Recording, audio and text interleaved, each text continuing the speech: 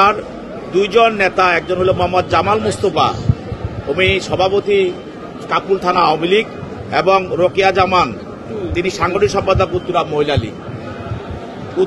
লীগ, ঢাকা উত্তর মহিলা লীগ।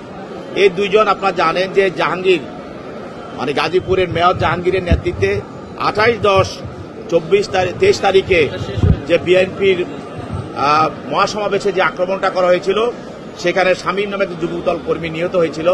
এই ঘটনার সঙ্গে তারা প্রত্যক্ষ পরোক্ষভাবে জড়িত থাকার কারণে তদন্তকারী কর্মকর্তা তাদের জন্য 7 দিনের রিমান্ড প্রার্থনা করেন। বিজ্ঞ আদালত তাদের বিরুদ্ধে 3 দিনের রিমান্ড মঞ্জুর করে এই দুইজনকে তদন্তকারী কর্মকর্তার হেফাজতে, এবং রাশেদ খান মেনন এবং হাসানুল হক ইনু, এরাও ফ্যাসিস্ট হাসিনার অন্যতম সহযোগী এবং জুলাই বিপ্লবের হত্যার অন্যতম তারা কুশীলব।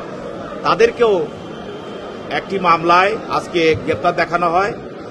আর আরেকজন আপনারা জানেন আইসিটি মন্ত্রী জুনায়েদ আহমেদ পলক, যিনি সারা দেশে ইন্টারনেট বন্ধ করে দিয়ে হত্যাযজ্ঞ চালিয়ে যাওয়ার জন্য সহায়তা করেছিল, সে জুনায়েদ আহমেদ পলক, এবং একজন কমিশনার সলিমুল্লাহ ছলু, এবং সাবেক একজন এমপি ঢাকার সাদেক খান, তাদেরকেও এই আজকে মোহাম্মদপুর একটি থানা মামলায় গ্রেপ্তার দেখানো হয়।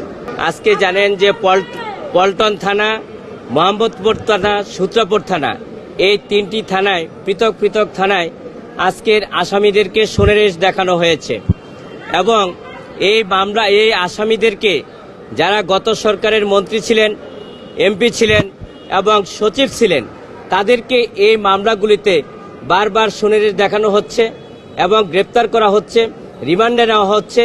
আমরাও বিজ্ঞ আদালতে আমরা সাবমিশন রাখি এবং জামিন শুনানি করি, কিন্তু বিজ্ঞ আদালত সন্তুষ্ট হয়ে সেগুলি নামঞ্জুর করেন।